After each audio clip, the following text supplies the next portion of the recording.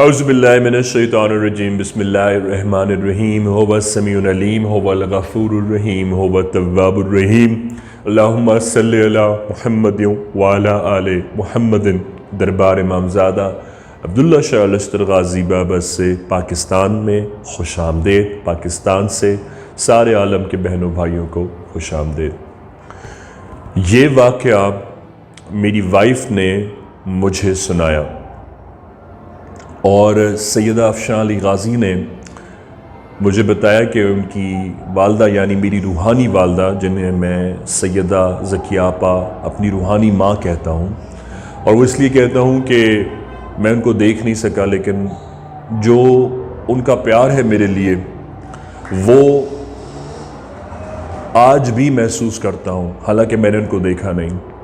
उन्होंने अपने विसाल से 3 साल पहले एक डायरी में मेरा नाम लिखा था और कहा था कि मेरी बेटी के लिए बहुत सारे रिश्ते आएंगे, लेकिन एक लड़का होगा, उसका ताल्लुक़ अब्दुल्ला शाह गाज़ी से होगा और वो अमेरिका में है और वो वापस आएगा और उसका इस तरह से मेरी बेटी के साथ निकाह होगा। अफ़शा को ये पता भी नहीं था, इल्म भी नहीं था। उनकी वालदा ने अपनी डायरी में ये लिखा था। 2000 में मैं यूएसए से वापस आया, 2001 में शादी हुई। सैयदा ज़किया आपा का 95 में विसाल हो चुका था। उन्होंने अपने विसाल से 3 साल पहले उस डायरी में ये बात लिखी थी। बहरहाल सैयदा ज़किया आपा जो मेरी मदर इन लॉ, मेरी रूहानी वालदा हैं, मेरी रियल मदर का नाम शाहीन है, शाहीन सईद। सईद मेरे बाबा का नाम है। अल्लाह पाक मेरी उम्र भी मेरे माँ बाप को अता फरमाए, उनको कभी कोई गम ना आए, कभी कोई तकलीफ़ ना आए। तो सैयदा ज़किया आपा एक स्कूल है यहाँ पर, मैं उसका नाम नहीं लूँगा, उसकी प्रिंसिपल थी।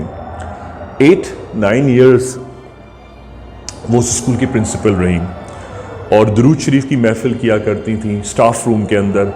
और आज भी वो महफ़िल सैयदा ज़किया आपा की महफ़िल के नाम से मंगल शरीफ में होती है। खालक तीना हॉल में वो महफ़िल आज भी होती है एवरी ट्यूसडे, अल्हम्दुलिल्लाह गाज़ी बाबा की जूतियों के सदके। क्योंकि जब वो 7 ईयर्स की थी, जब से वो ये महफ़िल किया करती थी और छोटी छोटी बच्चियों को जमा करके दुरूद शरीफ पढ़ती थी, ये उनका पैशन रहा।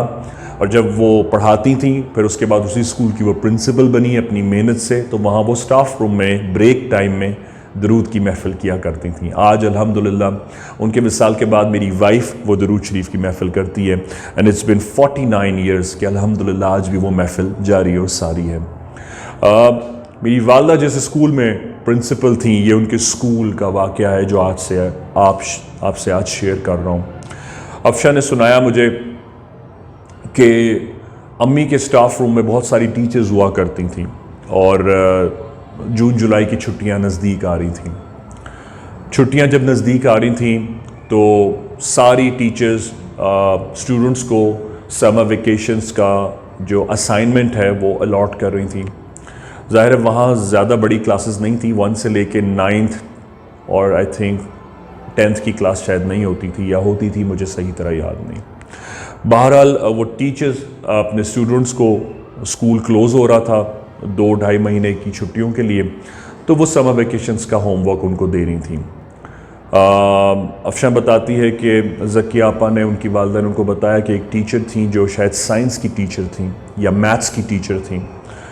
उन्होंने एक बच्चे से कहा कि समर वेकेशन से पहले तुमने मुझे असाइनमेंट लाकर देना है, और उस बच्चे ने असाइनमेंट लाकर नहीं दिया।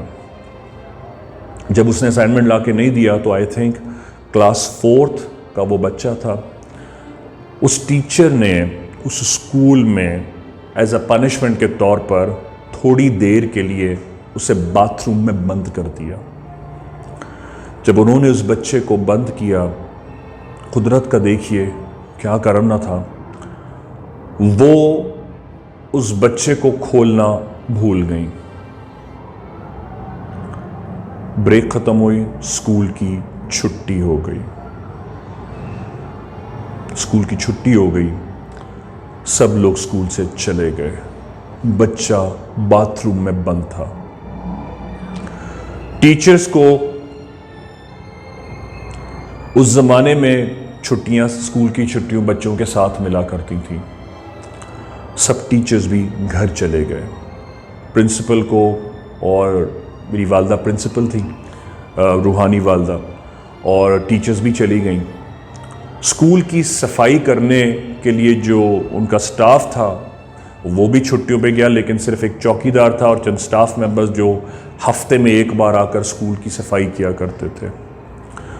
उसको भी आना था तो एक हफ्ते के बाद आना था। सिर्फ चौकीदार स्कूल के बाहर होता था, लेकिन उसको भी स्कूल के अंदर स्टाफ रूम और स्कूल की सफाइयों की एक हफ्ते बाद इजाज़त थी कि जनाब वो स्टाफ ही एक हफ्ते बाद आएगा और हफ्ते में एक बार आके सफाइयाँ करेगा। एक हफ्ते के बाद जब सफाई की गर्ज से दरवाज़ा खोला गया, उस बाथरूम का दरवाज़ा खोला तो उस बच्चे की डेथ हो चुकी थी। उस बच्चे ने दीवार की वॉल्स पे, जो बाथरूम की वॉल्स होती हैं, उस वॉल पे अपनी पेंसिल से जो उसके हाथ में थी, पूरी वॉल पे ये लिखा था, मिस आई एम सॉरी। आज भी मैं उस वाक्य को जब सुनता हूं, याद करता हूं, हालांकि मुझे अफशा ने सुनाया और अफशा को उनकी वालदा ने सुनाया यह वाक्य, तो सिर्फ सुनकर मेरा कलेजा हलक में आ जाता है। कोई माँ बाप वाला हो ना हो, किसी के बच्चे हो ना हो, कोई कुत्ते बिल्ली भी हो तो वो भी हिल जाएगा कि ऐसा कौन जालिम किसी के साथ कर सकता है। और पूरी वॉल पे उस बच्चे ने लिखा था, मिस आई एम सॉरी। खबर फैली, शोर मच गया। सबसे पहले स्टाफ रूम की जो टीचर्स थी उनको बाद में कॉल होती, मेरी मदर इन लॉ को कॉल की गई, प्रिंसिपल अम्मी भागी, स्कूल पहुंची, सारी टीचर्स को बुलाया, फिर पुलिस को बुलाया। पहले तो ये पता ही नहीं चल रहा था कि किसकी मिस्टेक हुई है। फिर उस बच्चे की आइडेंटिफिकेशन की गई तो पता लगा वो क्लास 4 का स्टूडेंट था। और फिर पता लगा कि उस टीचर को बुलाया गया जो उसकी क्लास टीचर भी थी और साइंस की टीचर भी थी। जब उनको बुलाया गया तो उन्होंने स्टाफ रूम में खड़े होकर कन्फेस किया और वो रो रही थी बुरी तरह। इधर मेरी वालदा थी, उधर पुलिस आई खड़ी थी और उन्होंने कहा, हाँ मुझसे ये गलती हुई थी कि मैं इसको बंद कर गई थी बाथरूम में और खोलना भूल गई। वो बहुत रोई पीटी, लेकिन मेरी वालदा ने उनकी कोई रोने धोने की परवाह नहीं की, क्योंकि मेरी वालदा, रूहानी वालदा खुद सैयदा, और उनको यह गम और गुस्सा खा रहा था कि उन्होंने एक नन्हे मासूम बच्चे की अपनी गफलत से उस टीचर ने जान ली है। मेरी वालदा ने न सिर्फ उनको अरेस्ट करवाया बल्कि उनके खिलाफ खुद मुकदमा फाइल किया ताकि आखिरी वक्त तक उनको सज़ा हो सके और उनके कस्टोडियन उसे छुड़ा ना सके।